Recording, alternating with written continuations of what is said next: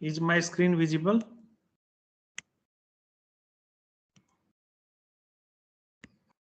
Yes, sir. Yes, sir.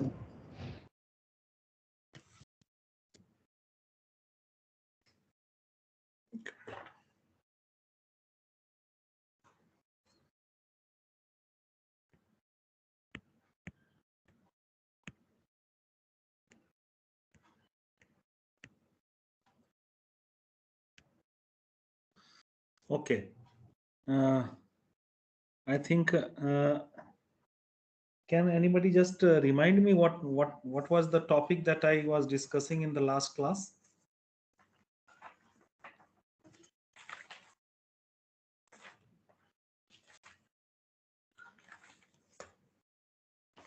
क्या पढ़ाया था? कुछ कोई कॉपी वॉपी पे लिखता है क्या?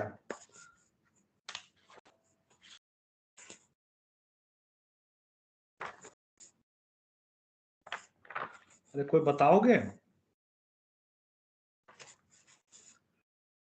Fourier series. Just a हाँ minute. बताओ।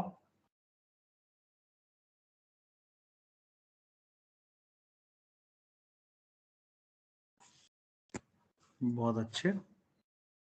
सर लास्ट क्लास अब कल हुआ था, उसमें आपने क्विज लिया था। मैंने कल नहीं, उसके पहले जो क्लास हुआ था जिसमें मैंने पढ़ाया था, क्या था वो? सर just किसी न किसी को तो बताना पड़ेगा।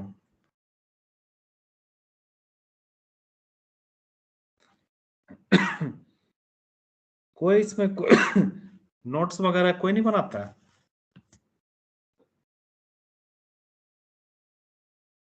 अरे ये तो कोई सोने का टाइम भी नहीं है।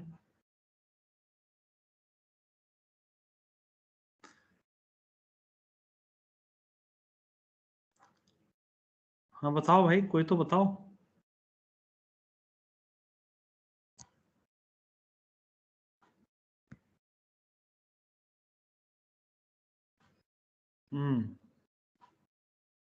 नेहा, नेहा नंदा।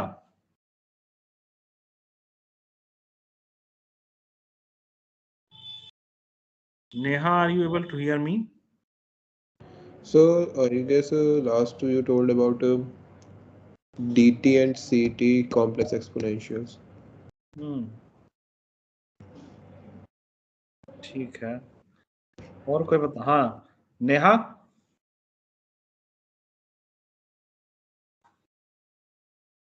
मैं जो है तुमको टीम से बाहर कर दूंगा अगर कोई जवाब नहीं देगा ना। पीयूष, ये कौन सी बात है भाई? Yes sir. क्या पढ़ाया था पिछले टर्म पे? सर कॉम्प्लेक्स एक्सपोनेंशियल्स के बारे में ही बताया था सर। कॉम्प्लेक्स एक्सपोनेंशियल तो यार शुरू में बताया था। Discrete time Fourier series representation के बारे में बताया था। और yes sir, Fourier series representation continuous भी टाइम, बताया। इसके बारे में बताया था। Yes sir. ठीक है, चलो। Okay. So what I will do today, I will just take one problem and I will try to just elaborate and try to observe that the results. So in the process, I think we will be getting uh, many good observations. Okay. So let us go to the problem. So this is example. Find the discrete time Fourier series, that is DTFS, for some signal, and this is a sinusoidal signal.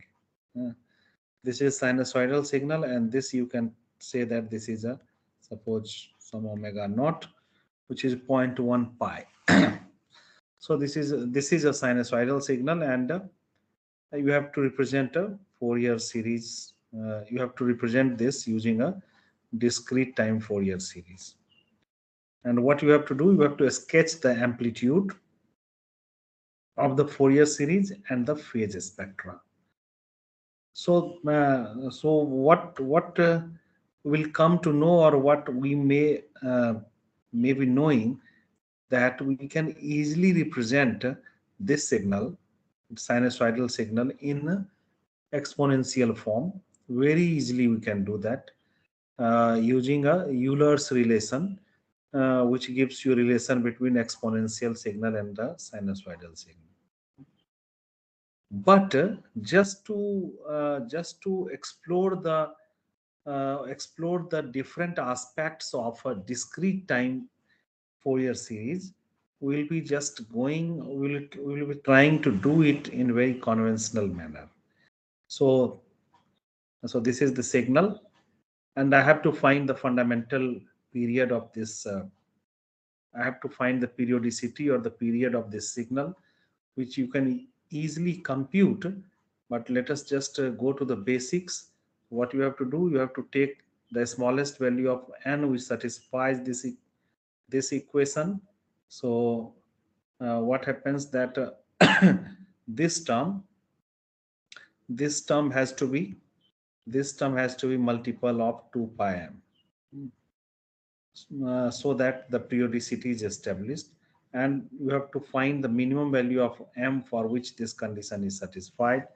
So this term is equal to 2 pi m, and so n equal to this expression, and you have to find the minimum value of m so that n is an integer. So here what you observe that the n equals to 20 m. Therefore, you can take the value of m as 1, and the fundamental period of the signal which is given to you, sinusoidal signal, it comes out to be 20. Okay. Now, what I have to do, I have to represent the signal using Fourier series. So how you are going to represent a signal using Fourier series? This is a synthesis equation. K will be, and I have told you this is the biggest difference between this thing, discrete time and continuous time. In discrete time, this will be this K will be, in continuous time it was going from minus infinity to infinity, but here in case of discrete time it is going to be there will be finite number of complex exponentials which will be there in a Fourier series representation, whereas in case of continuous time you have seen that there are infinite number of components or spectral components. So omega naught, this is omega naught, which is a 2 pi upon n naught, which is a 20. So I have put here 20. So the length of this summation will be 20. So this xn can be written as a ये हो गया, उसके बाद so this is written as a 0.1 pi k n. That's fine. Now what you have to do here, what you require to do, you have to require to find the sum. So what you observe here is very interesting. Here sum is performed over any 20 consecutive value of k. अब ये देखिए, आप जो ये जो है k की आप कोई सी भी मतलब consecutive value of k, ठीक है. अब यहाँ पे क्या है कि आप जो है ये जो k की वैल्यू कुछ भी ले सकते हो आप, 0 to आप 19 ले लो, 1 से 20 ले लो, जैसे मैंने आपको पहले बताया था. मतलब कोई सा भी आप 20 वैल्यू कंसेक्यूटिव वैल्यूज आप ले सकते हो. ठीक है. तो जैसे हमने क्या किया, मान लीजिए k इक्वल टू 0 और k इक्वल टू 0, अगर हम k इक्वल टू 0 देखते हैं तो हमको क्या दिखता है कि ओमेगा, ये जो ओमेगा है k इक्वल टू 0 होगा तो ये this is a omega, So for k equal to 0, omega is 0. For k equal to 20, omega is 2 pi. यहाँ पे देखो k इक्वल टू अगर आप 20 रखोगे तो ओमेगा यहाँ पे क्या हो जाएगा, 2 पाई हो जाएगा। ठीक है, अब इससे हमको ये पता चलता है कि इफ वी सेलेक्ट रेंज, अगर मैं एक रेंज सेलेक्ट करता हूँ k का 0 to 20, which is equivalent to selecting a value of omega, ठीक है ना, between 0 to 2 pi. इससे हमें ये हमने कंक्लूड किया। So selecting the value of k in the range of 0 to 20 is equivalent to selecting the fundamental frequency omega from 0 to 2 pi. ठीक है, नाउ अब क्या है, हमारे पास लिबर्टी है, हम कोई सा भी रेंज सेलेक्ट कर सकते हैं। If we select the range, अब सपोज मैंने रेंज सेलेक्ट किया -10 के की वैल्यू, कोई सा भी आप 20 कंसेक्यूटिव कंपोनेंट सेलेक्ट कर सकते हो। So suppose I select the value from -10 to the value less than 10, क्योंकि क्या होगा, ये हमको 20 वैल्यूज ही सेलेक्ट करना है, यानी कि -10, -9, 0 हो गया, फिर up to 9. So that will make you that will just complete 20 consecutive terms or 20 consecutive components. So this choice corresponds to, अब ये जो choice है, this corresponds to synthesizing xn using the spectral component in the frequency range. अब ये जो देखिए, हम अगर -10 से 10 का जो रेंज ले रहे हैं, तो यहाँ पे आप देखोगे इसका मतलब ये है कि हम जो एक फ्रीक्वेंसी रेंज ले रहे हैं, spectral component in the frequency range, so that I am taking from -pi to pi. ठीक है, वो कैसे, वो फिर यहाँ पे करके देख लीजिए। k की वैल्यू आप डालिए -10, ठीक है, तो ओमेगा की वैल्यू देखिए क्या निकल के आ रहा है, k की वैल्यू की जगह -10 डाल दिएगा, ओमेगा की वैल्यू -pi निकल के आ जाएगा। k की वैल्यू आप 10 डालोगे, ओमेगा की वैल्यू आप देखो पाई निकल के आ गया। So if I select the range -10 to 9, इसका मतलब मैं जो है फ्रीक्वेंसी रेंज क्या सेलेक्ट कर रहा हूँ, -pi to pi। ठीक है, अच्छा, अब मैं इसी पे आगे बढ़ता हूँ, मैं इसी रेंज को लेता हूँ। अब मेरी इच्छा है, मैं कोई सा भी रेंज, अब ऐसा फालतू काम नहीं करूंगा। If I have to just solve some problem, so I have to make my life more simpler. तो हमें जो भी आसान लगेगा, हमें लगेगा कि I should go for the range 0 to 19, I will go for that. और मुझे लग रहा है कि कुछ ऐसा काम हो जाएगा कि मैं माइनस प्लस दोनों का ले लूं, कुछ कैंसिल वेंसिल होके बढ़िया हो जाए और हमारा जो है कुछ कट पिट जाए, ताकि हमारा जो है एनालिसिस वो सिंपल रहे। So that depends upon you, तुम्हारी मर्जी। Ultimately what you have to achieve is computational simplicity. But here we are just trying to see what are the aspects, what are the dimensions which can be means which can be applied here. So यहाँ पे हमने लिया k equal to -10 to 9, ठीक है।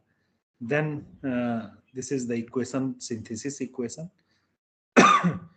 Now there is an analysis equation also, so we have to find ak, वो क्या होता है 1/n, n equal to -10 to 9, ठीक है, same range.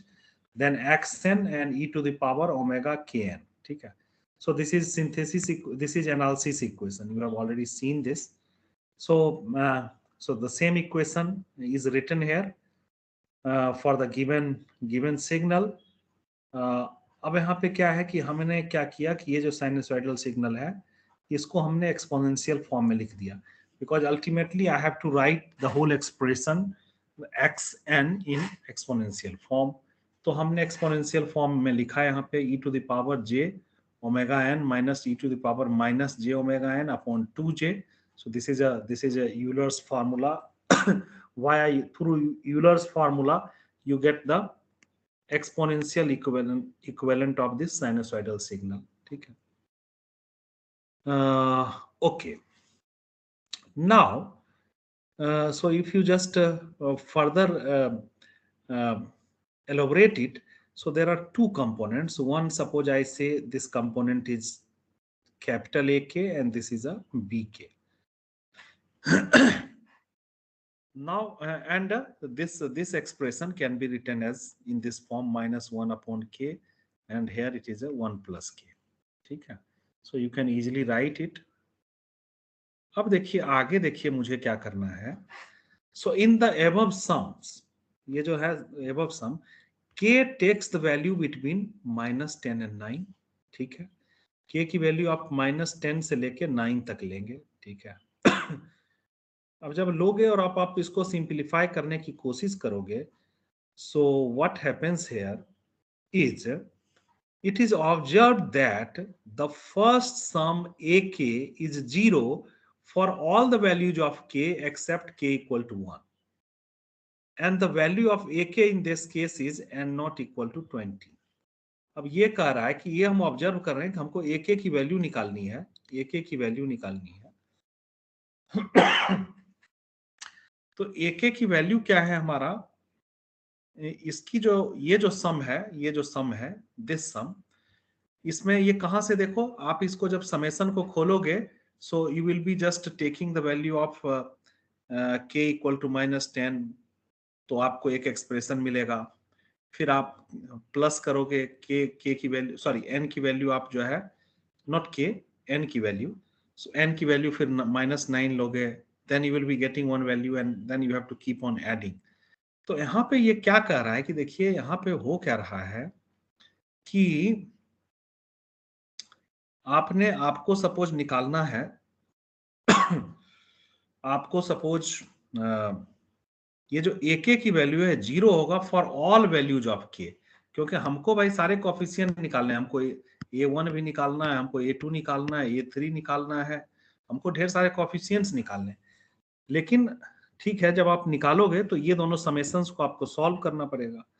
और आप क्या ऑब्जर्व करोगे, या यहाँ पे इसने लिखा है, अभी हम करके दिखाएंगे.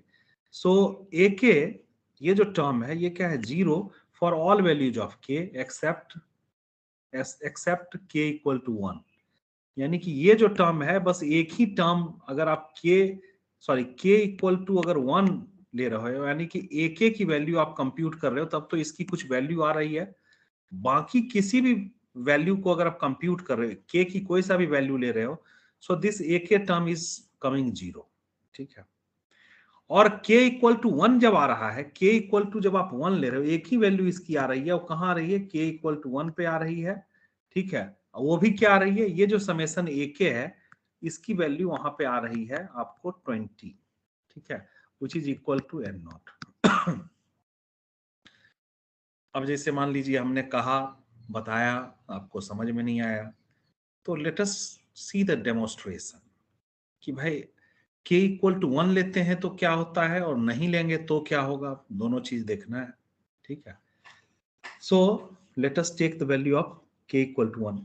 ये k इक्वल टू 1 क्यों ले रहे हैं, क्योंकि हमको भाई साहब AK निकालना है, A यानी कि AK निकालना है, और A1 A2 सारे कोफिशिएंट निकालने हैं. तो मान लो हमको A1 निकालना है तो k की वैल्यू मैं 1 लूंगा. So now I am computing, एक जो हमने डिफाइन किया है AK इक्वल टू 1, तो ये जो डिफाइन किया है, तो इसको मैं अगर कंप्यूट करना चाह रहा हूं तो सो n going from -10 to 9 e to the power j, और k की वैल्यू मैंने 1 रख दिया, तो ये देखिए टर्म क्या हो गया, 1 - 1, ये हो गया 0. यानी कि A1 क्या हो गया, A1 यानी k इक्वल टू 1 के लिए A1 देखिए क्या हो गया, ये समेशन हो गया. और ये क्या है, सो 1, इसकी वैल्यू क्या है, 1 है, so this is equal to 1. And for each now it will be summed up. ये क्या होगा, ये जो है it will be appearing, same thing will be appearing 20 times. n equal to -10 के लिए भी यही आएगा, n इक्वल टू -9 के लिए भी यही आएगा, and so on. So what will happen that the A1 is 20. ठीक है, पहला टर्म, सिर्फ पहला टर्म की मैं बात कर रहा हूं. I am not talking about the other term, I am talking about only the first term, this term. ये जो है हमने, ये जो पहला समेशन है, हम सिर्फ इसकी बात अभी कर रहे हैं. इसकी बात भी अभी करेंगे, बीके की बात भी करेंगे।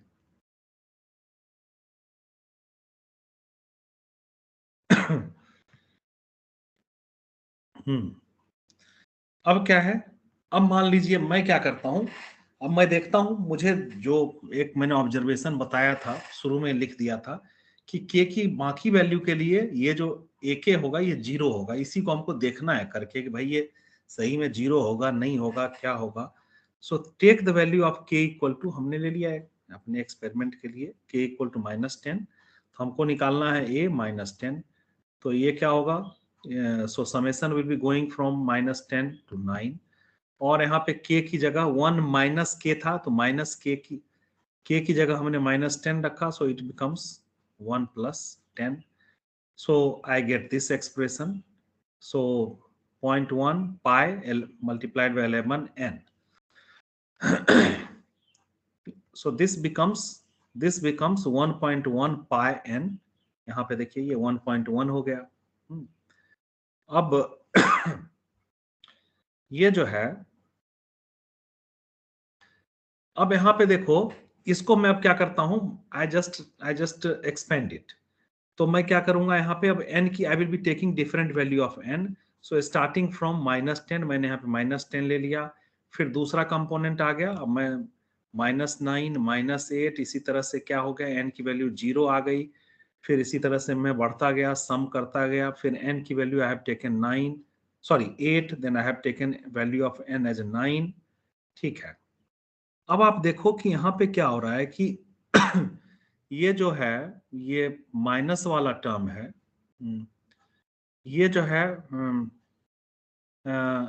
ये माइनस वाला टर्म, ये जो है इससे कट जाएगा, ठीक है, ये माइनस है, ये प्लस है एक इधर, ये इधर देखिए माइनस है, ये इसके साथ कैंसिल आउट हो जाएगा। So what I will be getting is, I will be getting this term, और एक टर्म जो मुझे मिलेगा ये 0 वाला टर्म मिलेगा, ठीक। सो एक टर्म मुझे ये मिल गया और एक ये बचा, बाकी जो है वो निकल गए। अब ये जो टर्म है आपका, ये इसकी वैल्यू तो 1 आ गई, और इसकी वैल्यू हमने यहाँ पे लिखा, so this I can write as 10 pi plus pi. उसके बाद ये जो है 10 पाई, ये अगर देखिए 2 पाई का अगर इंटीग्रल है तो उसका वैल्यू क्या होगा, so this is going to be having a value 1, इसकी वैल्यू जो होगी 1 होगी, ठीक है ना। और ये सब अभी आप कॉम्प्लेक्स वेरिएबल शायद पढ़ रहे हो ना, सो हमें लग रहा है कि आप टच में हो गए, आप आराम से वर्कआउट कर लोगे, और नहीं तो आराम से इसको देखो and just do it, and this is having value. इसको आप कॉस के टर्म में लिख के देख लो, कोई भी डाउट हो आप इसको कॉस e⁻j ओमेगा है ना, कॉस ओमेगा या जे थीटा या जो भी है, cos omega plus j sine omega, तो इसे करके देख लो। So you can if you have confusion you can easily means overcome your or remove your confusion. So this term e⁻ j pi, it is going to be -1, that's for sure. So ultimately you'll be getting 0. So this a minus k, so you are going to get a 0. So what happens that ak, now I am convinced, और आपको अगर करना है आप खुद workout करके देख लो, you take the value of a k equal to something आप लीजिए, आप 2 ले लो 3 ले लो, करके देख लो खुद ही, आप देखो कि एक a20 आ रहा है कि नहीं आ रहा है। So after doing it, working for one value of k, what I have come to means I am convinced now that ak equal to 0 for all values of k except k equal to 1. So I am convinced. I think you are also convinced. Now I have to just observe the second term, that was bk. So similarly, what will happen? Similarly, the second term bk is 0 for all values except k equal to -1. And the value of bk in that case is a n not equal to 20. ये भी उसी तरह का मामला है, आप खुद इसको करके देख सकते हो कि k equal to -1 लीजिए तो देखिए आपको जो है वही कुछ 1 आएगा और 1 का फिर वो समेशन जो है 20 टाइम्स करोगे तो 20 आ जाएगा। और बाकी वैल्यू के लिए जो है बीके की वैल्यू 0 आएगी। तो अब देखिए, अब हमको क्या समझ में आ गया, अब हम निकाल रहे हैं। तो हमको क्या पता चला कि भाई दो ही वैल्यू के का है, के की वैल्यू एक 1 और एक -1।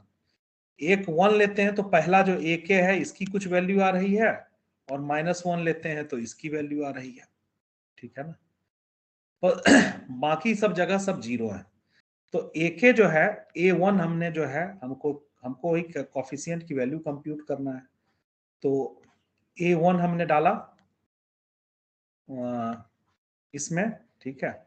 सो यहाँ पे क्या 1/40j है, और इसकी वैल्यू 20 आ गई, दूसरे टर्म की वैल्यू 0 है 1 के लिए, k = 1 के लिए इसकी वैल्यू 0 है। So only this term is coming and this is having value 20. This term is coming and it is having value 20. ठीक है। उसी तरह जब मैं a-1 लूंगा, so again this term is 0 but this term is getting, I will be getting value 20. So -20 and multiplied by this one. और ये उस टर्म में 0 होगा, this one will be 0. Okay. So आगे बढ़ें।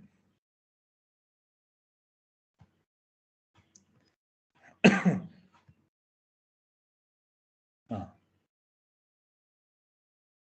तो अब आप देखिए कि A1 k = 1, आप k = 1 पे आपको A1 मिल जाएगा।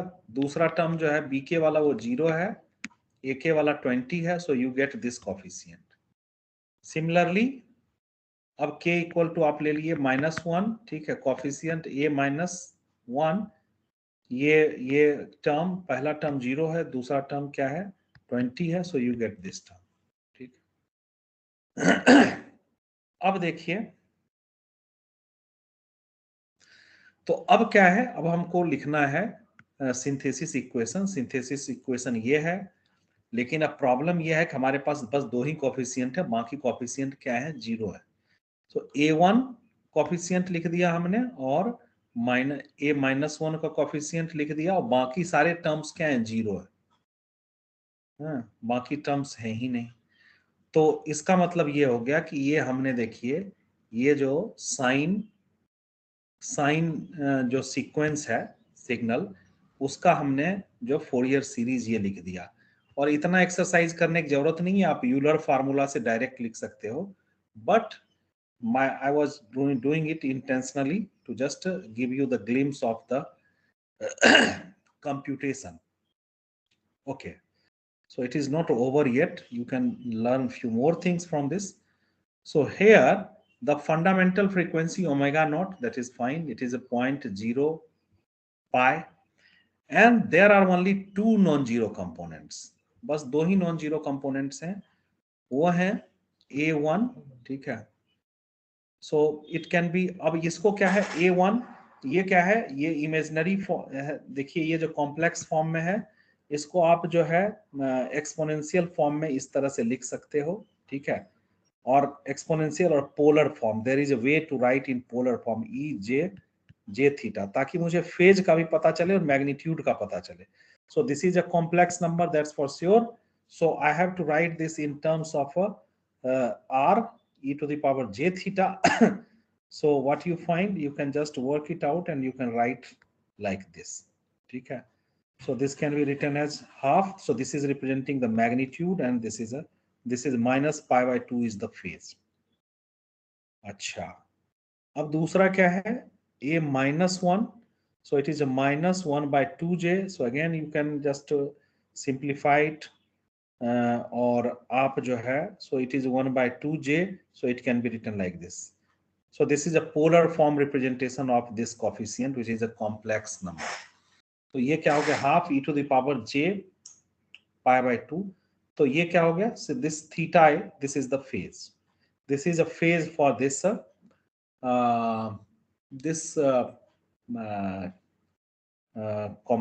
this coefficient, ठीक है। अच्छा, अब क्या है, ये तो हमने देख लिया कि भाई दो ही कंपोनेंट है। So there are only two components, remaining 18 components are 0. क्योंकि जो लेंथ है पीरियड का वो है 20, इसका मतलब 20 कोफिशिएंट्स जो है मैं एक्सपेक्ट कर रहा हूं, but 2 coefficients are there and means remaining coefficients are 0, ठीक है। और मैग्नीट्यूड आप देखना चाहेंगे, ये जो कोफिशिएंट्स हैं तो दोनों का, ये देखिए दोनों का मैग्नीट्यूड हाफ है। एंगल देखिए A1 का क्या है, -π/2 है, और A-1 का π/2 है। ये हमने पोलर फॉर्म में रिप्रेजेंट करके करने से हमको पता चला। अब देखिए तो क्या है, ये साइनसॉइडल सिग्नल कुछ इस तरह से रिप्रेजेंट हो रहा होगा। मतलब क्या है कि 20 इसके जो है एक पीरियड में इसके क्या होंगे, 20 सैंपल्स के करीब इसके आ रहे होंगे, ठीक है। तो यानी कि आप अच्छा ठीक है। अब क्या है कि आप मैग्नीट्यूड, अब इसको क्या है कि आप बोलते हैं कि इसका स्पेक्ट्रम प्लॉट करना है, ठीक है ना। स्पेक्ट्रम प्लॉट करने में दो चीज प्लॉट करना पड़ता है, एक तो magnitude, how the magnitude is varying, ठीक है ना, with n, and how the phase is varying, ठीक है। तो अब यहाँ पे देखिए, आप यहाँ पे देखिए कि दो कंपोनेंट्स हैं, और ये जो है मतलब you don't go by this scale of N, so if you just follow this scale of N, so here क्या है, ये जो है आपका A1, ठीक है ना, यहाँ A1 जो है आपका, इसका फेज कितना है, इसका फेज आपका सॉरी यस हाँ, A1 जो है इसका मैग्नीट्यूड हाफ है, ये आपको पता है। A-1 का मैग्नीट्यूड भी हाफ है, ये भी पता है। और ये आएगा कहाँ पे, ये 1 पे आएगा, ठीक है ना। सो यहाँ पे सपोज अगर n = 1 है, ये -1 पे आएगा। और वहां पे आपका देखिए जो ओमेगा है वो क्या है, ओमेगा आप देखोगे अगर k = 1 पे क्या होगा, ये π/10 होगा, ये -π/10 होगा, ठीक है। अब उसके बाद क्या होगा, देन आफ्टर 2π, आफ्टर 2, ये फिर क्या होगा, the same thing is going to be repeated, same phase will be repeated after 2π। ये देखो, ये 2π के बाद यहाँ से यहाँ 2π के बाद हम यहाँ पे आ जाएंगे, ठीक है ना। या फिर यहाँ पे क्या है, -π, ये क्या है, -π to π है, ठीक है। सो again what will happen when you just when this omega is 2π, ठीक है ना, तो क्या होगा फिर आपको a, अब यहाँ पे ये भी रिलेशन यहाँ पे भी होल्ड होता है, a k = a k + n0, ये भी इक्वेशन हेल्ड होता है। यानी कि A0 पे ये अपीयर हो रहा है, A0 जो है वो अपीयर हो रहा है, ठीक है। अब दूसरा जो मैग्नीट्यूड अपीयर होगा वो कहाँ पे अपीयर होगा, A1 है ना, A1 + 20, यानी कि ये 21, A21 अपीयर होगा। फिर ये देखिए ये क्या है, -1 पे है, ठीक है, k = -1 पे, तो -1 + 20, तो ये क्या होगा, 19 पे आएगा, ठीक है। सो इस तरह से आप क्या कर सकते हो, यू कैन जस्ट, अब यहां से क्या 19 + 20 वो कहां पे आ जाएगा, कुछ 39 पे आ जाएगा, ठीक है। ये कहां पे चला जाएगा, दिस +20 ये 41 पे चला जाएगा, ठीक है। के लेकिन ये ठीक है, ये स्पेक्ट्रम इस तरह से आएगा, और आप देखोगे कि ये मैग्नीट्यूड भी क्या होगा, ये पीरियोडिक है, ये रिपीट हो रहा है, और इसकी भी पीरियोडिसिटी क्या होगी, वही n = 20 ही होगी, ठीक है ना।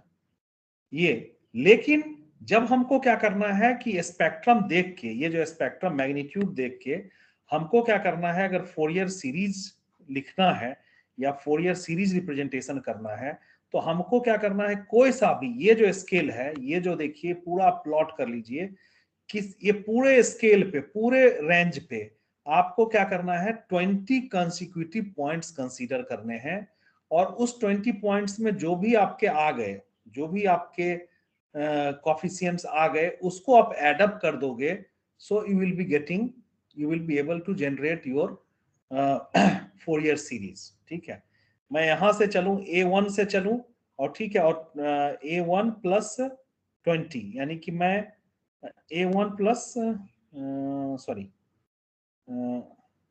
A1 प्लस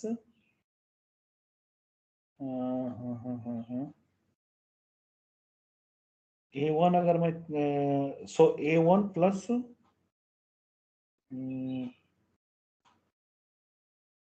20 कंपोनेंट्स हमको चाहिए, तो A1 से कहां तक जाएंगे, A20 तक जाएंगे, A0 से जाएंगे तो A90 तक जाएंगे, A1 से जाएंगे, मतलब A0 से अगर मैं शुरू करूं, मैं अगर यहां से कंसीडर करूंगा, मैं ये सारे कोफिशिएंट कंसीडर करूंगा A0 से लेके A19 तक। ठीक है, ठीक है, तो A0 ये हो गया, और A19 यानी कि ये दोनों आ जाएंगे उसमें, यही दोनों कोफिशिएंट को आप ऐड करोगे।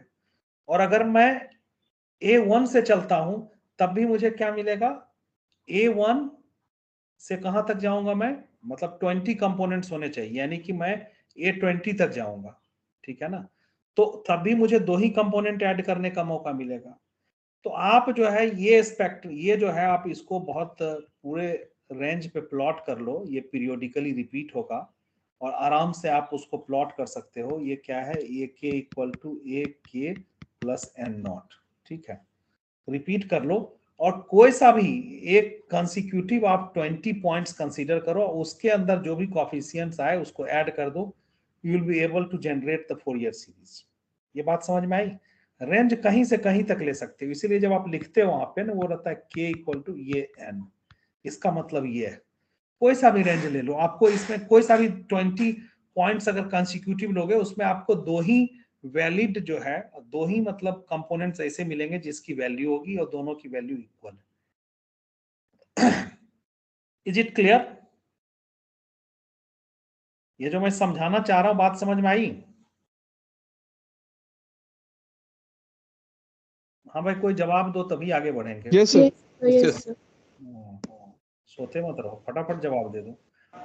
अब देखिए क्या है, इसी तरह से जब आप फेज प्लॉट करोगे ना, और हर एक कॉफिशिएंट का अपना एक फेज है, देखोगे ऊपर हर एक कॉफिशिएंट क्या है यहाँ पे आपका, क्या है, आपने एक्सपोनेंशियल फॉर्म में या फिर उसको पोलर फॉर्म रिप्रेजेंट किया है, उसका एक फेज है। ठीक है, आप उसका फेज प्लॉट कर दो।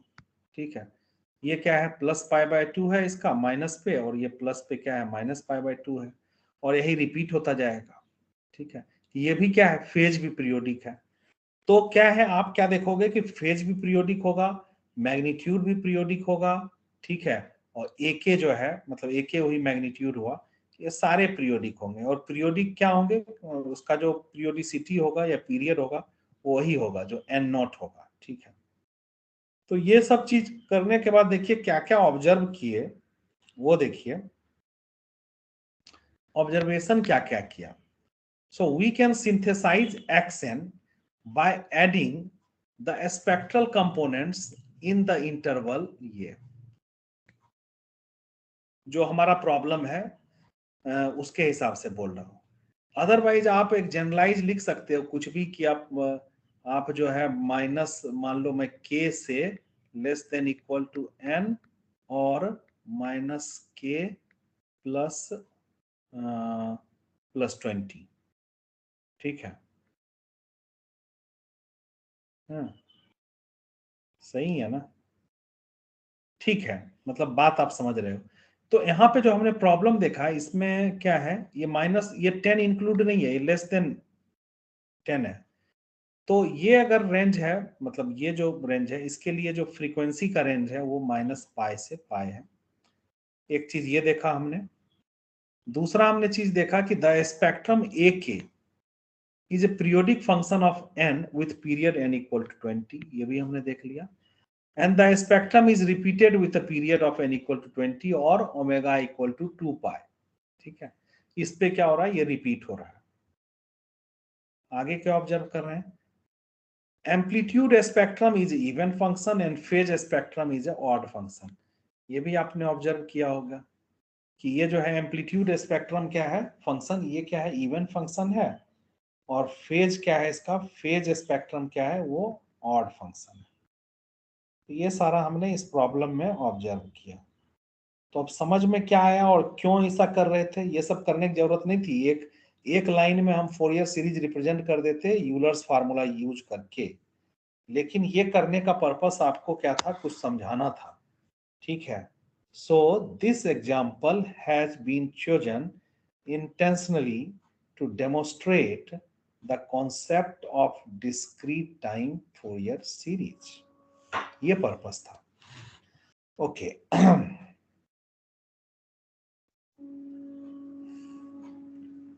उसके बाद देखिए क्या है, अब क्या कह रहे हैं। So because of the periodicity property of the discrete time exponential, ये देखिए, ये हमने बहुत पहले ही बताया कि ये जो डिस्क्रीट एक्सपोनेंशियल है, डिस्क्रीट टाइम या कंटिन्यूअस टाइम, ये क्या होते हैं, पीरियोडिक होते हैं, ठीक है, ये मैंने बहुत पहले से ही आपको बताया है।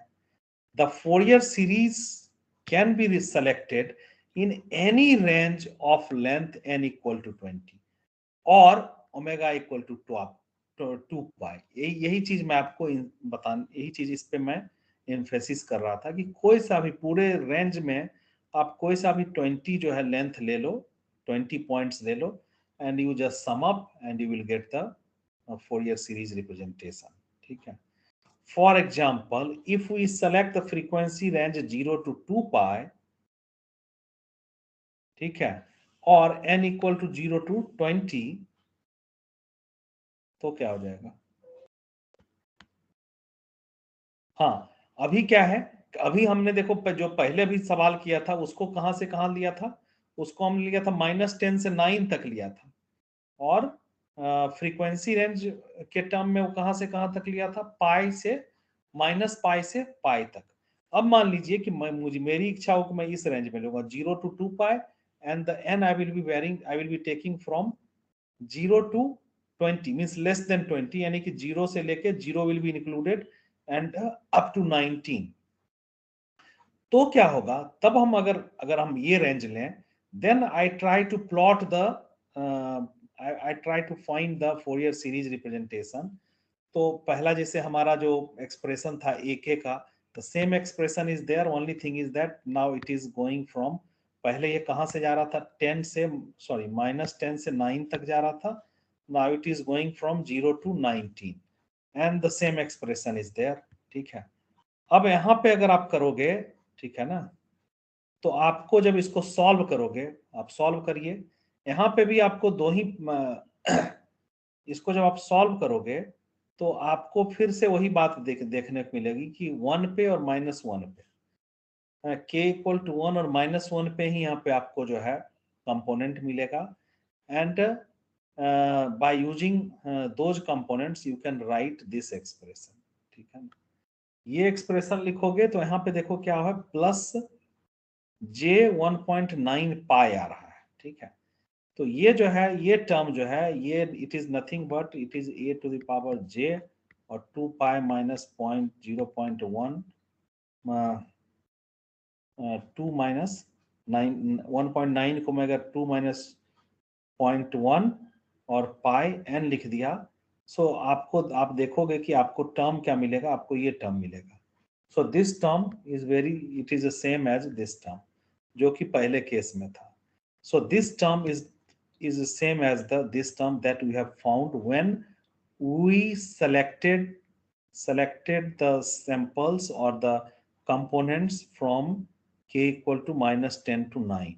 अब हमने क्या किया, 0 से जब हमने 19 तक लिया तब भी हमको एक्सप्रेशन सेम ही मिला, और अगर आप जब प्लॉट करना चाहोगे इसका भी, if you have time you can work it out, जब आप प्लॉट करोगे तो you will be getting the same frequency, same plot or same spectrum that you have got in case of a previous case, ठीक है। यानी कि amplitude spectrum भी same रहेगा और वो जो फेज स्पेक्ट्रम जो है वो भी सेम रहेगा, ठीक है। क्या मतलब हुआ, valid Fourier series can be represented by selecting spectrum over any range of width w equal to 2 pi। ठीक है, इसका मतलब अब आप मेरी बात मान लीजिए कि आप कोई सा भी किसी भी रेंज में जो है आप ओमेगा इक्वल टू 2 पाई का रेंज बोल दो, मतलब उस विड्थ का कोई मतलब इस विड्थ में जितने भी सैंपल्स आ रहे हैं, जितने भी कंपोनेंट्स आ रहे हैं, आप उसको सेलेक्ट करके आप उसको क्या करो, सम अप कर दो, you will be getting the Fourier series. ठीक है, इज इट क्लियर? हाँ भाई, बात समझ में आ गई? Yes sir, yes sir.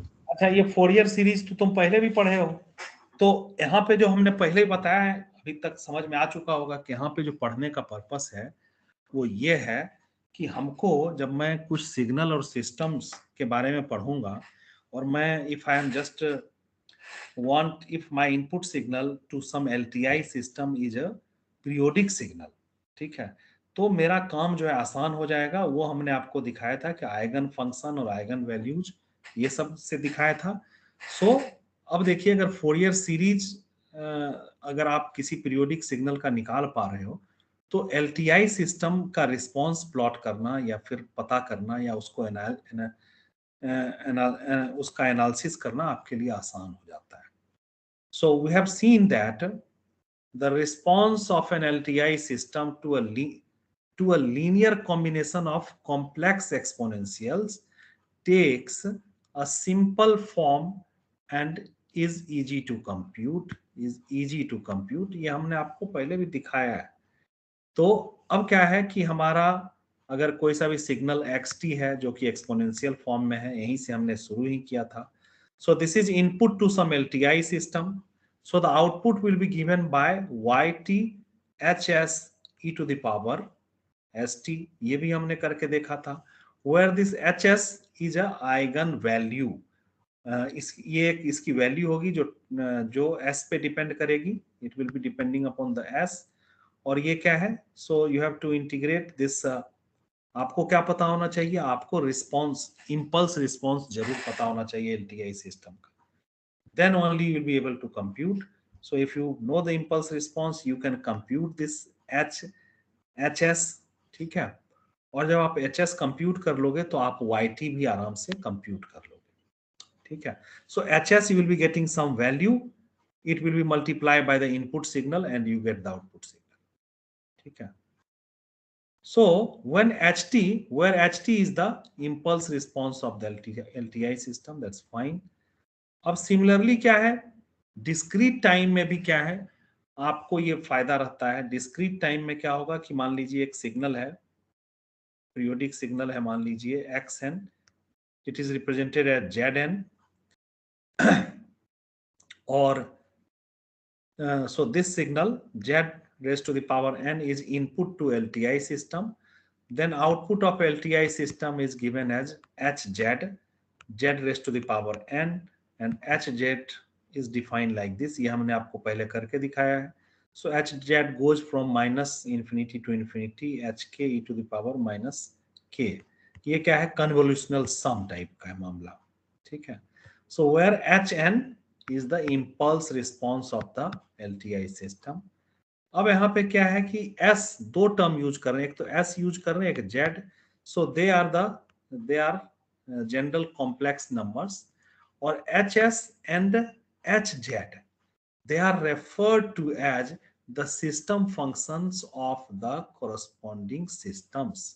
So hs and hz they are called as a system function because you are talking about some LTI system, so these are called as a system functions।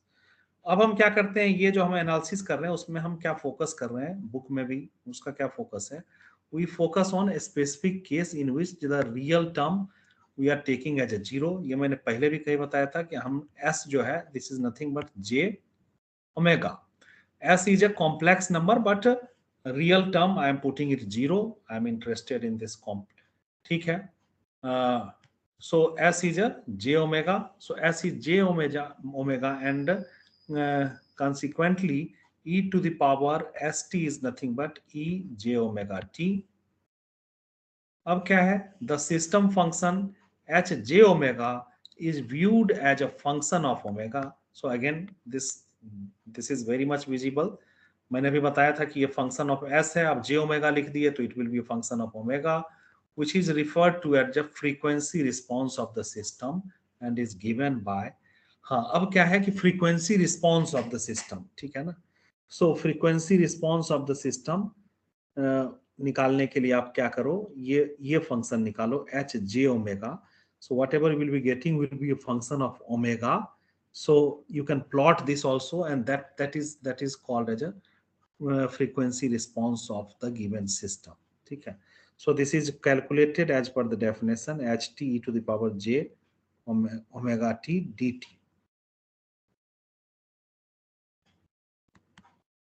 और इसी तरह से क्या है, the same analogous kind of expressions you will be obtaining in case of discrete time. So similarly for discrete time signals in systems, the value of z is such that z is equal to 1. ये बात तो ठीक है क्योंकि z की value हमने लिया e to the power j omega, ठीक है. और इसीलिए zn क्या हो गया, ये हो गया e to the power j omega n. ये हमने पहले भी देखा है, ठीक है. तो ये जो है e की, ये जो z e ओमेगा जो होता है इसकी वैल्यू मैग्नीट्यूड इसका 1 होता है, ये हमें पता है. So which is referred to as the frequency response of the system and is given. अब ये क्या हो गया यहाँ पे hz which is a, so this is hz, so it is a frequency response of the discrete LTI system. तो यहाँ पे आप जो है ht की जगह ना, यहाँ पे क्या है इंटीग्रेशन की जगह समेशन हो जाएगा और आपका कंटिन्यूअस सिग्नल की जगह आपका ht की जगह hn हो जाएगा and this is very much similar. So consider ये क्या आगे मैं क्या कर रहा हूँ, अच्छा ठीक है. अब क्या है ये जानने के बाद क्या है, बस आई विल जस्ट कंप्लीट. अब क्या है ये दोनों जो है डिस्क्रीट टाइम और कंटिन्यूअस टाइम में क्या है कि अगर आपका इनपुट सिग्नल जो है एक्सपोनेंशियल सिग्नल है तो आउटपुट क्या आएगा वो आपने देख लिया. अब क्या है कि कंटिन्यूअस टाइम पीरियोडिक सिग्नल मान लीजिए कोई xt है, उसका फोरियर सीरीज रिप्रेजेंटेशन ऐसे दिया हुआ है linear combination of complex exponential, तो उसका भी रिस्पॉन्स आप बहुत आराम से निकाल सकते हो. ये हमने पहले भी कहीं दिखाया था, नहीं दिखाया तो फिर से दिखा देते हैं. So output of an LTI system with impulse response st for a given input xt. अब xt क्या है, ये linear combination of complex exponentials, वो क्या है, वो फोरियर सीरीज रिप्रेजेंटेशन है. तो आप क्या करोगे, यहाँ पे भी क्या हो जाएगा, यहाँ पे भी क्या होगा, जो इंडिविजुअल आपके रिस्पॉन्स है उसको क्या करना है कि उसको भी एड अप कर देना है. तो ये जो इंडिविजुअल रिस्पॉन्स एक का आ रहा है बाकी का भी क्या करेंगे, एड अप कर देंगे, ठीक है. इंडिविजुअल रिस्पॉन्स हमने देखा था अभी. सो क्योंकि क्या है ये लीनियर सिस्टम है ना, सो लीनियर कॉम्बिनेशन वहां पे भी है तो यहाँ पे भी लीनियर समेशन कर दिया आपने and you have this expression where yt is periodic with the same fundamental frequency xt. ये yt भी क्या होगा क्योंकि ये कोफिशिएंट है, ठीक है ना, ये क्या है रेस्पॉन्स जो सिग्नल है उसका कोफिशिएंट है और ये जो इसके साथ लगा हुआ है. तो आप क्या देखोगे कि जो xt का जो पीरियोडिसिटी था, फंडामेंटल फ्रीक्वेंसी था, yt का भी जो है फंडामेंटल फ्रीक्वेंसी सेम रहेगा. And a k and hj omega hj k omega naught is the set of coefficients for the output signal yt. ये जो है ये आपका कोफिशिएंट हो गया बाहर में, ये जो आपका रिस्पॉन्स yt सिग्नल है उसके लिए हो गया. इसी तरह क्या होगा डिस्क्रीट टाइम में जो है आप xn को आप linear combination of exponential function represent करते हो, तो आउटपुट भी क्या होगा, वो भी क्या हो गया, वो भी linear combination of output corresponding to each individual input which will be written like this. यहाँ पे क्या है k जो है k value of k will be limited to only n, or then yn is also periodic with the same period as xn. यहाँ पे भी वही बात होगी। I think we are done. चलिए, अब क्या है, देयर आर सम प्रॉपर्टीज। ये प्रॉपर्टीज वही हैं जो आपने यहाँ पे, अब कोई दिक्कत नहीं है। जैसे कंटिन्यूअस टाइम और डिस्क्रीट टाइम के एक्सपोनेंशियल, अगर आप कॉम्प्लेक्स एक्सपोनेंशियल या एक्सपोनेंशियल को आप अगर स्टडी करें तो थोड़ा सा कहीं कहीं डिफरेंस है, लेकिन यहाँ पे जो है कोई डिफरेंस है नहीं। ये जो आप प्रॉपर्टी पहले पढ़े हो कंटिन्यूअस टाइम के लिए, डिस्क्रीट टाइम के लिए भी लगभग सिमिलर प्रॉपर्टीज हैं, very analogous, so you can easily understand that. So there are strong similarities between the properties of discrete time and continuous time Fourier series. This can be easily seen by comparing the discrete time Fourier series properties summarized in this table, और कहीं पे continuous time properties भी हैं. So this is the page I have taken from the book that I have referred. So you can go through the different properties very easily. ये सारे जो complex वाले term हैं हमें बड़ा कंफ्यूजन होता है, लेकिन आप पढ़ रहे हो कॉम्प्लेक्स वेरिएबल, आपके लिए ज़्यादा आसान है ये सारी चीज़ों को समझना। सो ये पार्सेबल सिग्नल हो गया। अगर एक पीरियोडिक सिग्नल है, उसकी पीरियोडिक सीक्वेंस है, उसका एवरेज पावर ऐसे निकलता है। दूसरा तरीका है कि आप जितने भी उसके कॉफिशिएंट्स हैं उसके मैग्नीट्यूड को आप स्क्वायर करके सम कर दोगे, तब भी आपको एवरेज पावर निकल जाएगा। ये आपका कंटिन्यूअस टाइम सिग्नल में भी इसी तरह का एक एक्सप्रेशन है। So I think I am done with the theoretical concepts related to this Fourier series. In the next class, what I will do, I will try to just come up with some of the problems, and then I will try to introduce a Fourier series representation of a periodic signal. Because till now what we have done the Fourier series representation of a periodic signal. Now what about a periodic signal? So we'll try to see or try to investigate the Fourier series representation of a periodic signal. Then in the process we will stuck somewhere, we will come across some new concept, and ultimately or eventually we will see that that it can be means a periodic signal can be represented, but the Fourier series will be not by Fourier series. Whatever we will be doing, we will be calling that as a Fourier transform. ठीक है, लेकिन start यहीं से करेंगे कि भाई अब जो है यही काम हमको अपीरियोडिक सिग्नल लेके करना है, और उसका हमको सीक्वेंस मतलब we have to try to represent that using this linear combination of complex exponentials, and eventually we will come to the concept of a Fourier transform. So this is how we have to make a transition from a periodic signal to aperiodic signal, or in the process we will be coming to the new tool from Fourier series to Fourier transform. So that's all for today. Any question?